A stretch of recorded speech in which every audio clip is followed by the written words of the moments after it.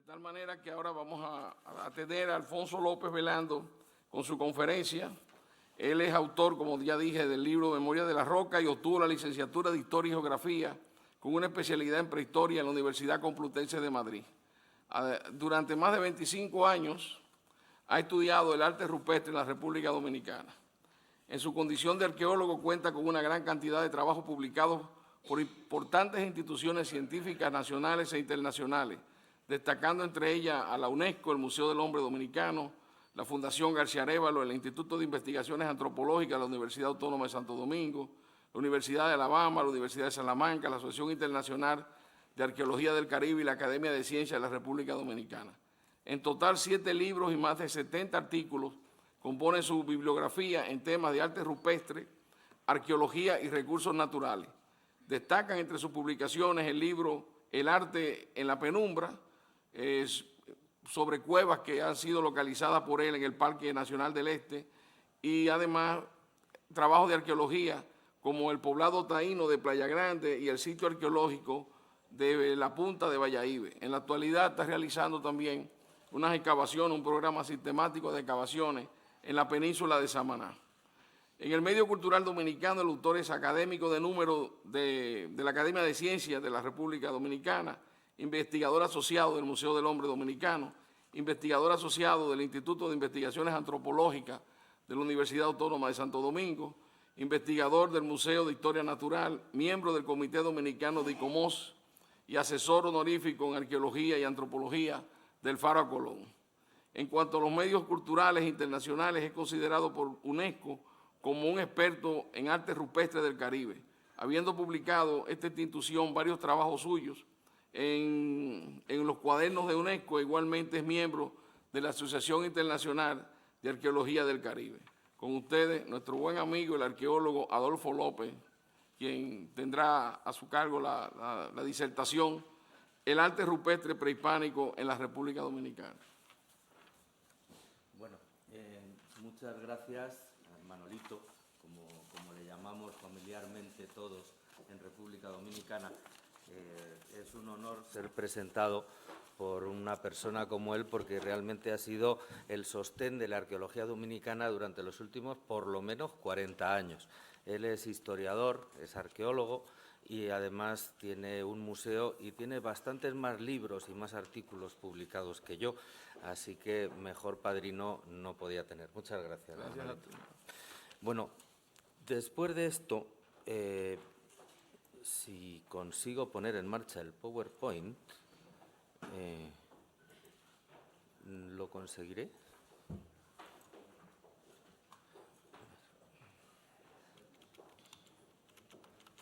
Pues no.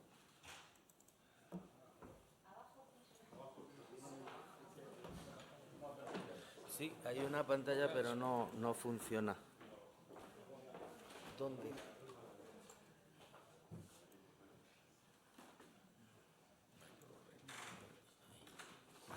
Bueno, queda claro que los arqueólogos no somos muy duchos en estas cosas. Vamos a ver.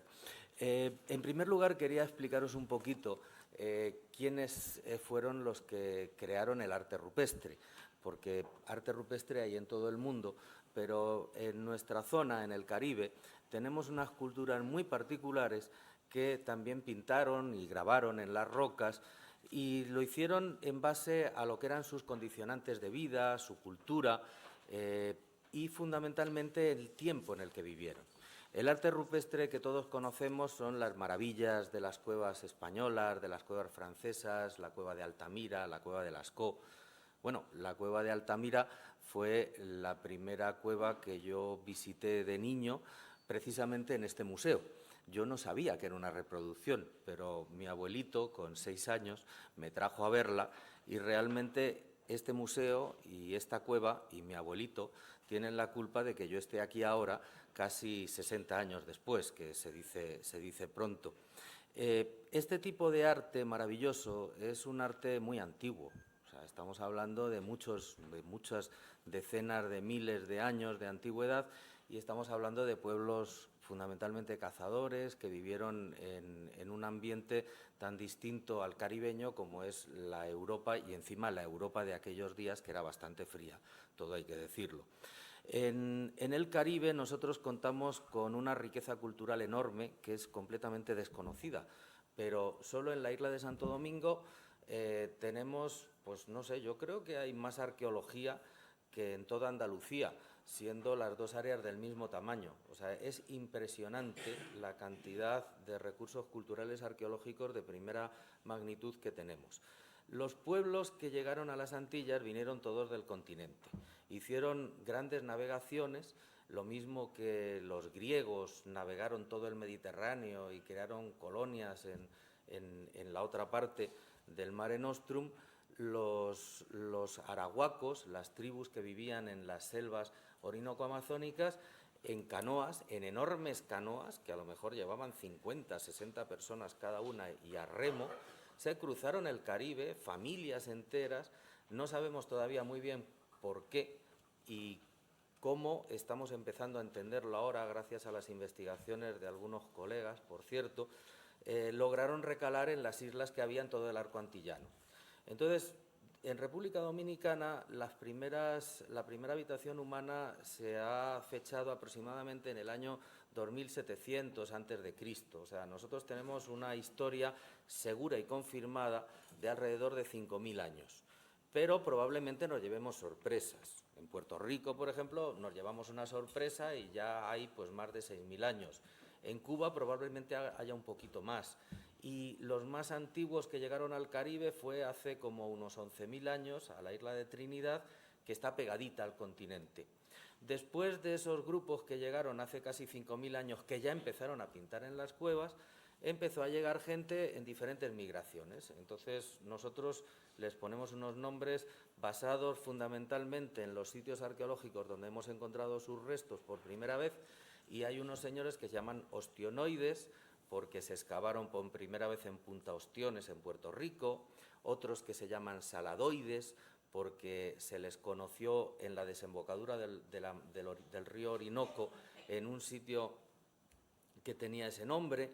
Luego hay otros que se llaman chicoides, porque resulta que se encontraron en un sitio que se llama Boca Chica, que Manolito conoce muy bien, por cierto. Entonces, no sabemos realmente cómo se llamaban y les tenemos que dar los nombres nosotros. Aquí, por ejemplo, tenemos la suerte de que sabemos que los romanos se llamaban romanos, los iberos se llamaban iberos y así. Allí no, allí tenemos que nombrarles nosotros mismos. Todos estos grupos culturales que fueron llegando en oleadas y que se fueron juntando con los que ya había viviendo en este sitio, se dedicaron a pintar en las paredes. Entonces, nos encontramos con auténticas maravillas, pero como no tenemos un nivel de investigación todavía suficientemente desarrollado, no sabemos quién pintó cada cosa, porque lamentablemente todavía no hemos conseguido fondos para poder hacer investigaciones con pruebas de carbono 14 o con otro tipo de pruebas que nos puedan indicar más o menos las fechas en las que se hicieron las pinturas. No obstante, nosotros hemos podido entender un poquito quiénes estaban pintando cada cosa en base a los restos culturales que hemos encontrado asociados en las cuevas o en los sitios rupestres. No tenemos una seguridad 100%, pero hemos encontrado que hay determinados tipos de pintura que están asociados a enterramientos precerámicos. Entonces, suponemos que esas pinturas son las más antiguas, son las que realizaron hace casi 5000 años, y luego hay otras pinturas que en su misma temática tienen asuntos que son propios ya de culturas cerámicas más modernas. Entonces, pues los asociamos a arahuacos, pero tampoco sin mucha seguridad, pero más o menos nos podemos ir haciendo una idea. Aquí tenéis un mapa de la República Dominicana donde se ven los sitios con arte rupestre que se han reportado formalmente. O sea, que realmente sabemos cómo se llama la cueva, dónde está, que hay algún tipo de publicación, aunque sea en un periódico. Pero informalmente hay muchos más. O sea, informalmente ya hemos hecho un catálogo de más de 500. Y yo os lo digo, y no os estoy exagerando, o sea, cada vez que salgo al campo a buscar arte rupestre me encuentro con una cueva o dos nuevas que no están reportadas. Yo creo que en el país habrá como mínimo 1000 sitios de arte rupestre y algunos de ellos espectaculares que sabemos que existen y que todavía no hemos podido localizar. O sea que realmente el campo del arte rupestre en República Dominicana es increíble. En la República Dominicana, en lo que es arte rupestre, hemos podido identificar 3 tipos de escuelas de pintura. Hemos hablado de escuelas de pintura yéndonos a nuestra madre, que es un poquito España, en el estudio del arte rupestre. En España pues identificaron una escuela de pintura levantina, una escuela de pintura en el norte. A lo mejor resulta que hay que inventar nuevas escuelas, no sé, nuestros compañeros que se dedican al arte rupestre ya nos contarán si hay algo nuevo por ahí. Pero en República Dominicana, siguiendo este método, que es el mismo método que empleamos cuando estudiamos pues, la pintura moderna, hemos podido identificar una escuela geométrica, que son pinturas de tipo geométrico que suelen estar siempre asociadas a restos funerarios de pueblos precerámicos. Entonces, estamos prácticamente seguros que realmente este tipo de pintura es una pintura que nos habla de los primeros momentos de la ocupación de la isla. Después tenemos una escuela que la llamamos de José María, que pensamos que es posible que sea posterior, pero todavía no hemos podido hacer unos trabajos de fechación realmente precisos, pero en los que hemos hecho estamos hablando, se han hecho como 4 o 5 fechas, pero sin mucho, digamos, sin mucha garantía de que realmente sean correctas, pero bueno, más o menos nos dan una fecha de alrededor de 2000 años de antigüedad, 1000 y pico, 2000 y pico, o sea que pensamos que realmente son pinturas muy posteriores a la escuela geométrica. La escuela de José María se llama así porque la cueva que más pinturas tiene es la cueva de José María, que tiene más de 1200 pinturas, sin contar puntitos y rayitas que hay dispersos por las paredes, entonces ya podríamos llegar hasta las 5000. Pero realmente pinturas con motivos formales tiene más de 1200. Realmente yo no conozco ninguna cueva en el mundo que tenga tantas pinturas como esta. Es una cueva completamente cerrada, un centro ceremonial de 150 y tantos metros de extensión, 15 metros de profundidad, oscura como la boca de un lobo y realmente entrar allí en esa cueva es una experiencia. Pinturas como esas hay en otras cuevas y por eso le hemos llamado Escuela de José María y además hemos podido identificar que las pinturas las han realizado diferentes pintores. O sea, hay un montón de maestros de la pintura, de chamanes de aquel tiempo, que pintaron en otras cuevas, incluso en la misma cueva hay por lo menos 20 chamanes diferentes pintando. Entonces es una escuela realmente formal y por eso la hemos llamado así. Luego está la escuela de Borbón, que como podéis ver es bien diferente a la escuela de José María. Es una escuela con una pintura mucho más pragmática, o sea, te pintan las figuras fundamentalmente de perfil, te las rellenan y aunque parezcan sencillas, son de una complejidad enorme, porque realmente tienen un estilo de pintura, o sea, muy formal. O sea, es como cuando tú te vas a ver pintura egipcia, por ejemplo, o sea, eso es inconfundible. Vas a un sitio y dices, uy, esto lo ha hecho un egipcio. Si tú te vas a cualquier sitio del Caribe, dices, buf, esto lo ha hecho un indígena de los que pintaron en Borbón. O sea, tienen un estilo muy claro. Y finalmente, además de pintura, tenemos lo que llamamos petroglifos, que no son otra cosa que grabados. Los petroglifos es lo que más abunda en la República Dominicana, casi, no sé, una cuarta parte, yo creo, de las cuevas del país suele tener un petroglifo, por lo menos. Realmente, para los indígenas, las cuevas eran templos y su forma de santificarla era esa. Lo mismo que hasta hace bien poco tiempo en España tú no entrabas a una habitación que no tuviese un crucifijo colocado en la pared, no digamos en la casa. En la República Dominicana es difícil encontrar una cueva donde no te encuentres un petroglifo santificándola de alguna manera. Hay 2 tipos de petroglifos bien diferentes que hemos podido identificar también, que son los petroglifos que hemos llamado murales, porque generalmente están en los muros de las cuevas, y luego petroglifos que son de tipo más geométrico, probablemente también asociados a culturas mucho más antiguas, y que suelen estar más que en las cuevas en abrigos al aire libre o en rocas dispersas por los montes o por los ríos. Son, bueno, centenares de estaciones con arte rupestre donde podemos encontrar todos estos tipos de arte. Pero además, en la República Dominicana tenemos otro tipo de arte rupestre, que son los bajorrelieves.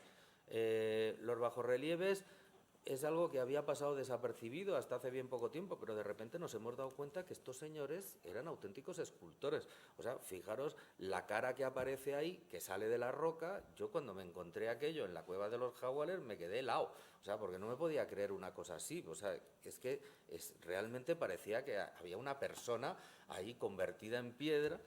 Y luego la otra escultura que podéis ver es una mujer embarazada. Esta escultura tiene casi 1 metro de altura, está en una cueva, es una gran diosa madre, está en una cueva que precisamente prácticamente no la conoce nadie, y casi preferimos que no la conozca nadie porque los petroglifos y los bajorrelieves que tiene son impresionantes. O sea, en Francia hay alguna cueva que tiene bajorrelieves y, bueno, es un auténtico acontecimiento cultural y los turistas se matan por ir a ver aquello. Allí también tenemos bajorrelieves. Lógicamente es otra forma de hacer las cosas, mucho más esquemática y mucho más moderna. Porque cuando tú te pones a ver pinturas de la cueva de José María, parece que estás viendo un tapies.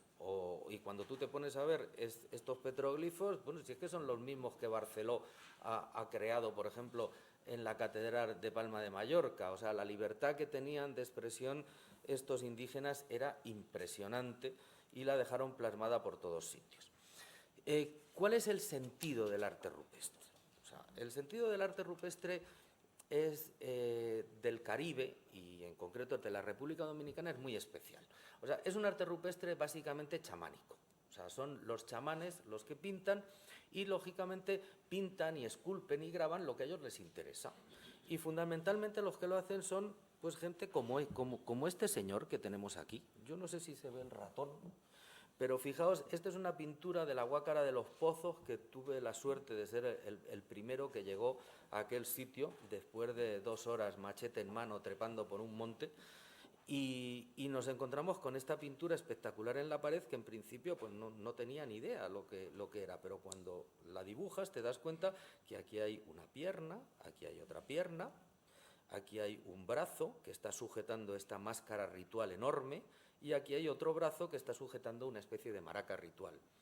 Este es el chamán, este es el señor que pintaba en las cuevas. Y muchas veces se pintaba a sí mismo. Unas veces se pintaba así, o sea, en pleno trabajo ritual alucinante. O sea, imaginaros este señor hace 2000 años en un pueblecito del Caribe, en un poblado, por la noche con esta máscara ritual, moviendo su maraca, danzando, cantando, en medio de una ceremonia donde se habían repartido abundantes alucinógenos, por cierto. Debía ser algo realmente imponente, ¿no? La ceremonia de la caoba es la ceremonia que los chamanes tenían como motivo para poder comunicarse con sus dioses y está constantemente reproducida en muchísimas cuevas. Ellos lo que hacían era inhalar un alucinógeno que hoy día se sigue inhalando en la cuenca orinoco-amazónica, se llama yopo. Ellos aquí le llamaban caoba, como la planta de donde lo sacaban, y les producía un trance. O sea, era algo así, pues, no sé, un psicotrópico que te producía alucinaciones similares al LSD. No sé si alguien de aquí ha tenido la oportunidad de conocer aquello en los años 70, pero realmente las alucinaciones eran tremendas y le permitían volar al mundo del mito, volar y comunicarse con los espíritus y luego, después de un tiempecito más o menos largo, volver otra vez y explicarles lo que habían visto a las personas del pueblo y tomar las decisiones que los dioses consideraban correctas. Entonces, los chamanes, como este que veis aquí, eran los que pintaban y en las paredes colocaban todas las cosas que les interesaban y que una vez estaban dentro del trance cobraban vida y se metían dentro de ellos y entonces podían salir y volver al mundo del mito, al mundo donde estaban las deidades. Aquí podéis ver, por ejemplo, un chamán que se está convirtiendo en pájaro.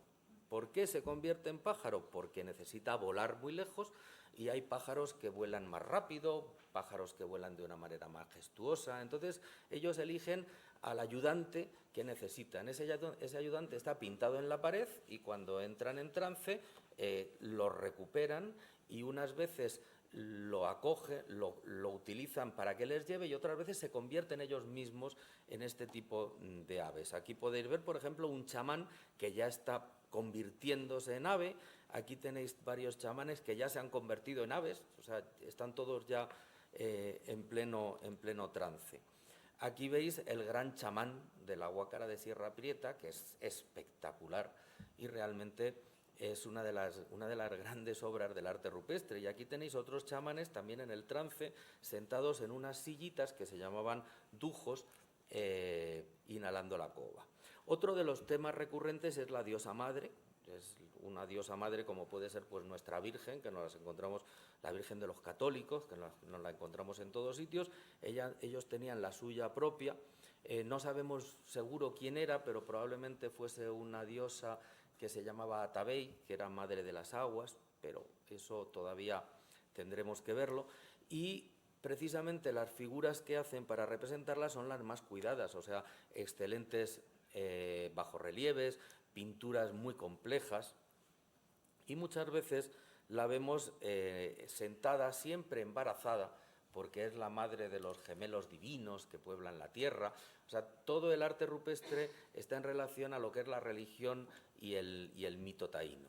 La madre tiene ojos de lechuza, pero fijaros que a veces ellos utilizan las formas naturales de la roca para, esculpiéndolas un poquito, dándoles ese toque maestro, convertirlos en auténticas maravillas, como estas lechuzas que podéis ver aquí a los lados, y estos ojos de lechuza que están en la piedra letrada, que a mí me gustaría que los vieseis porque es que te sobrecogen. Están además en un conjunto de más de 100 petroglifos a la orilla de un río, en un sitio que ahora ya es fácil llegar, pero la primera vez que fuimos allí tardamos muchas horas. Otro de los elementos recurrentes son los gemelos siameses, que son un poquito pues, los primeros pobladores de la tierra, los que generan cosas tan importantes para la supervivencia como es el cazabe.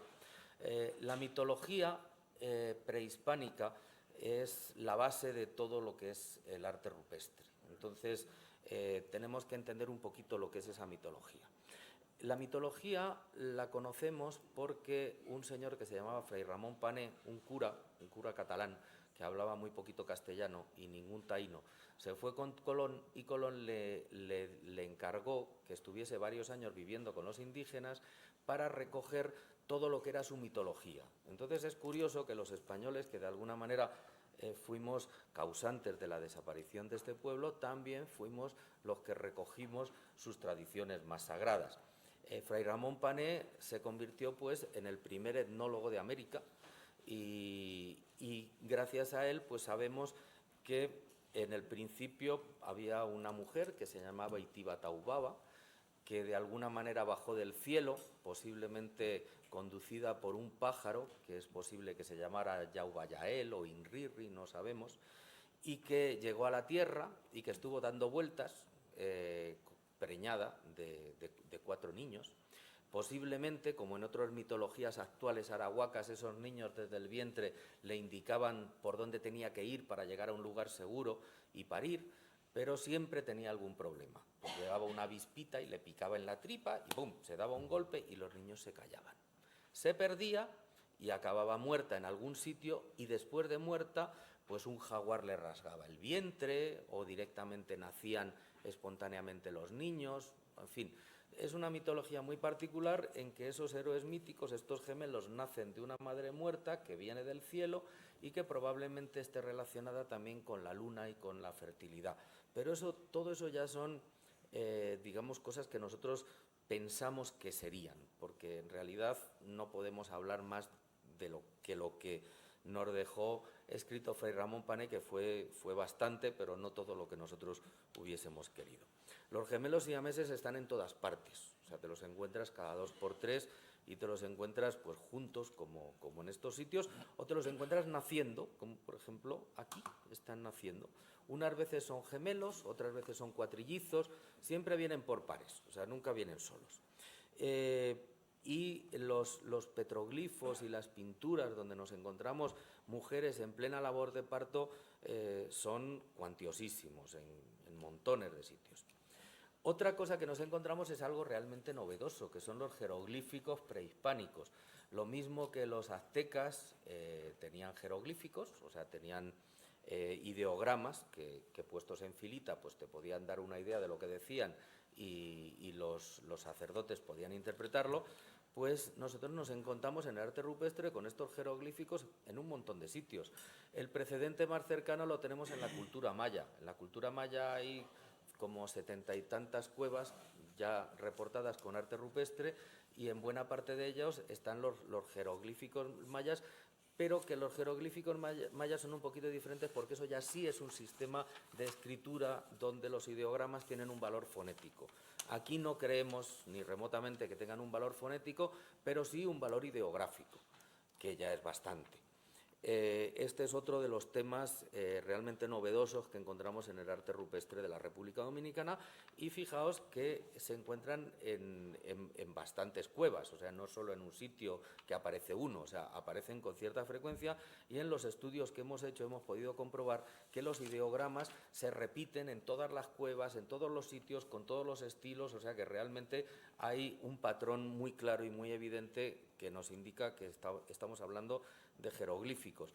Hay jeroglíficos lineales, hay jeroglíficos que realmente están dispuestos de otra manera, pero cuando empiezas a descomponer las pinturas te das cuenta de que están pintando lo mismo, diferentes pintores en diferentes sitios, pero utilizan con su estilo particular exactamente los mismos motivos. También encontramos referencias al calendario. Cuando tú te encuentras estas cositas que la gente cuando las ve dice, uy, ese es el sol. Pues no, señor, es la luna, porque tiene 13 rayitos, que es el número de meses del calendario lunar prehispánico en prácticamente todas las culturas, incluso en las culturas de selva. Y claro, pues es mucha casualidad que le pongan precisamente las 13 rayitas y que se las pongan en tantos sitios y en tantas partes.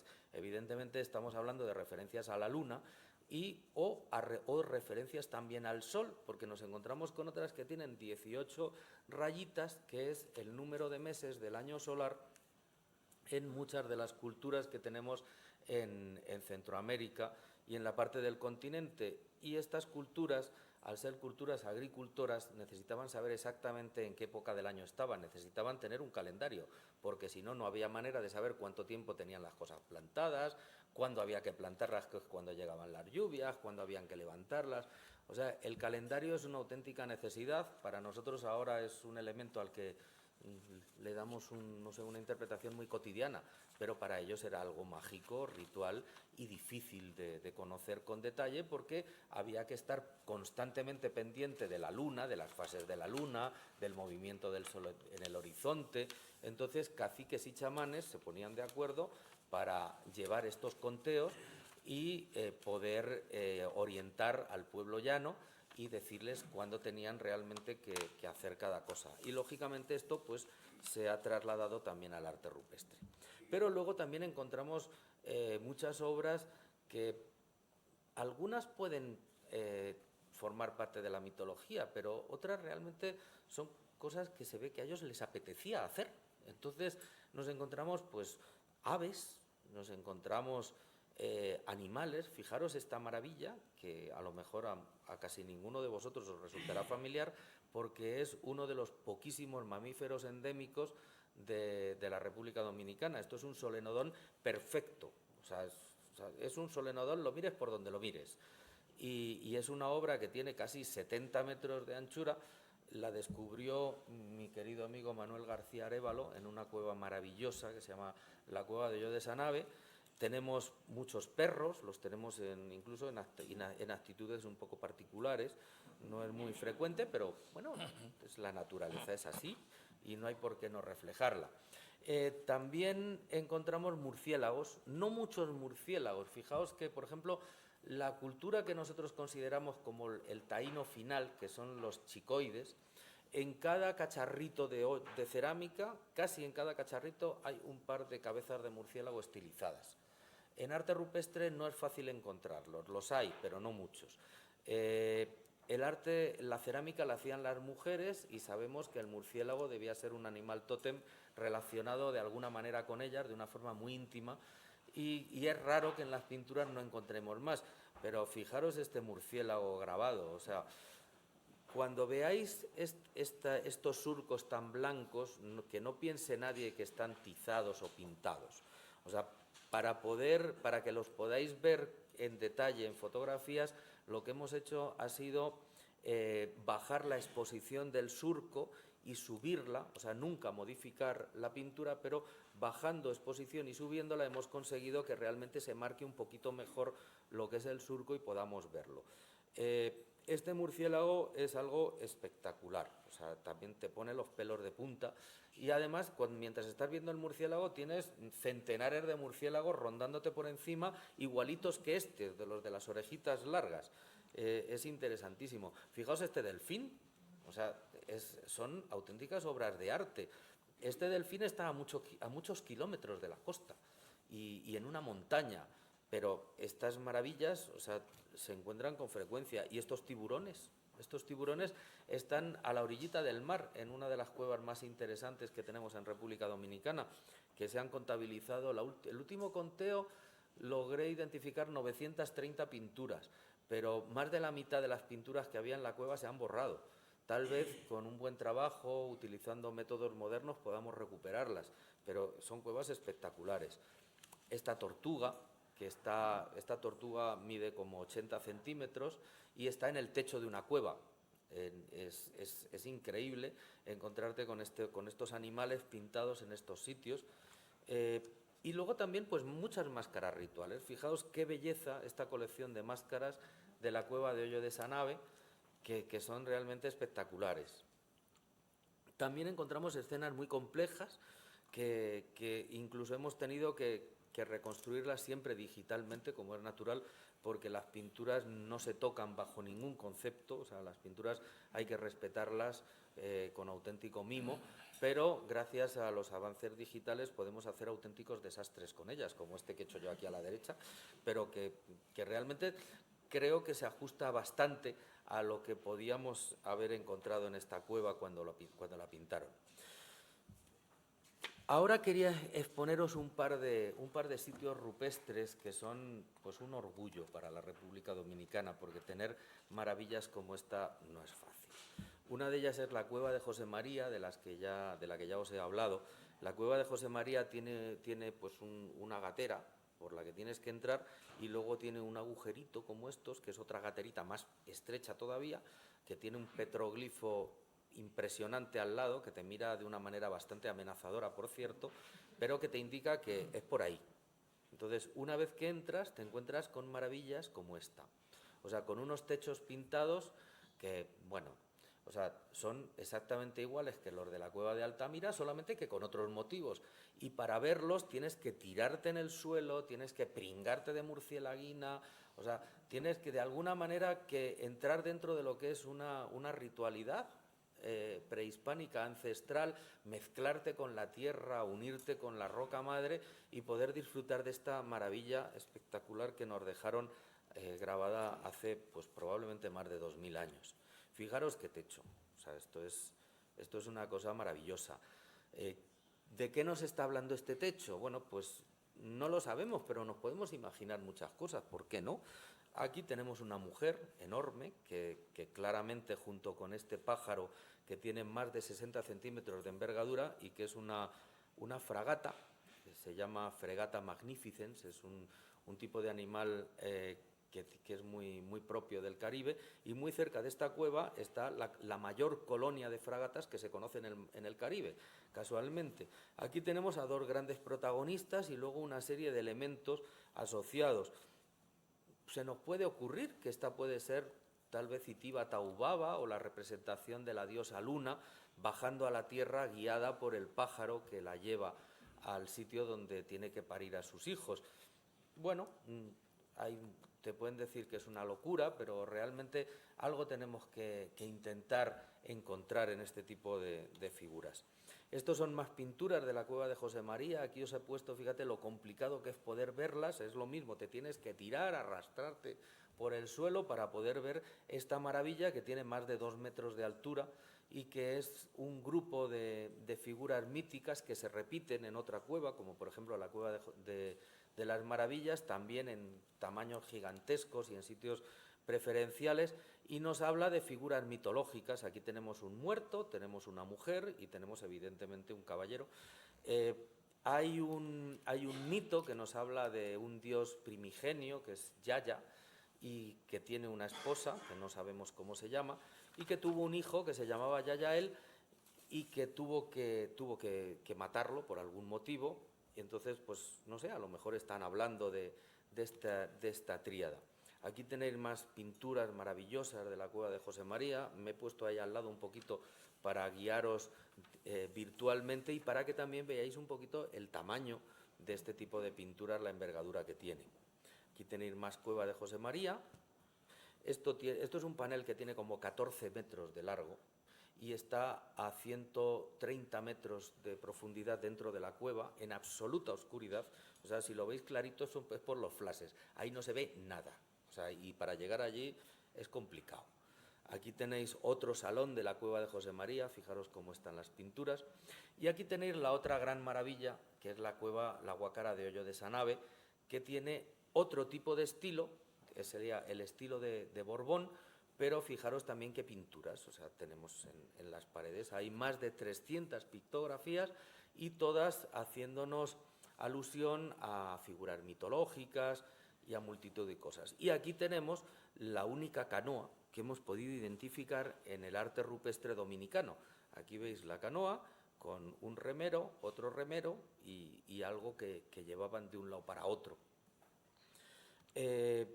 Aquí podéis ver más pinturas de la cueva.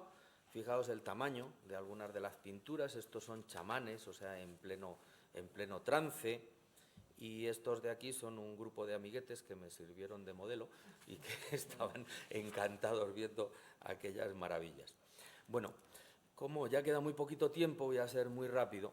Nosotros hemos presentado el arte rupestre dominicano para que sea declarado Patrimonio Mundial de UNESCO. El año pasado finalmente se integró dentro de la lista tentativa de la República Dominicana y queremos, de alguna manera, poder hacer un expediente para hacer una declaración seriada. Nosotros hemos solicitado la declaratoria por 2 criterios que realmente los cumplen los dos, que es el primer criterio en base a que el arte rupestre prehispánico representa una obra maestra del genio creativo humano. También hace alusión a la enorme perfección técnica que tienen las obras rupestres porque, como habéis visto, siguen una escuela. O sea, si tú ves ahora una pintura de Tapies, dice, no, esa la ha hecho mi niño el otro día cuando yo estaba lavando, que estaba ahí entretenido. Pues no, señor, la ha hecho el señor Tapies y además cuesta 2 millones de euros. O sea, aquí estamos hablando de lo mismo. Tenemos un estilo de pintura realmente interesante e importante y que además tiene muchísimo contenido. Y también lo depurado de las técnicas que tuvieron que utilizar para preparar pigmentos. Y oye, pintar en una pared a 2 metros del suelo, en completa oscuridad, a 140 metros de la entrada de una cueva, no es fácil, ¿eh? O sea, no es fácil. Sobre todo en este tipo de cuevas donde si tú vas con una antorcha se te acumula el humo arriba y tienes que salir cortando, como por ejemplo le pasó a un señor que yo me encontré cuando iba a entrar en la cueva, que salía desesperado corriendo de allí porque había ido a sacar agua a la cueva, un campesino loco. Y es que, vamos, salía humo de la cueva porque se había concentrado el humo de la antorcha que llevaba y por poco se queda allí. Y el criterio 3, en el que habla de que el arte rupestre es un testimonio único de culturas prehistóricas antillanas ya desaparecidas, lamentablemente desaparecidas, y que además las representaciones nos llevan a sus mundos míticos y tienen mucho contenido, no son obras hechas a lo loco, realmente es algo importante para la humanidad el que podamos conservar ese legado.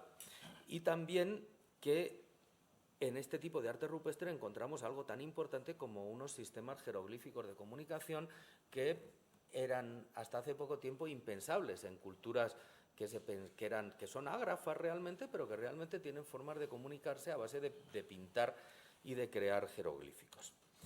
Y bueno, yo ya no os aburro más, yo quisiera ahora ya que hablasen nuestros colegas y que nos orientasen un poquito sobre lo que puede significar este arte rupestre como un patrimonio mundial, si realmente consideran que puede serlo, porque son expertos en esto, y cómo nosotros podríamos llegar a lograr crear un expediente suficientemente pesado y bien hecho para que se declare. Así que muchísimas gracias a todos por vuestra atención y yo ya le paso la palabra a quien corresponde.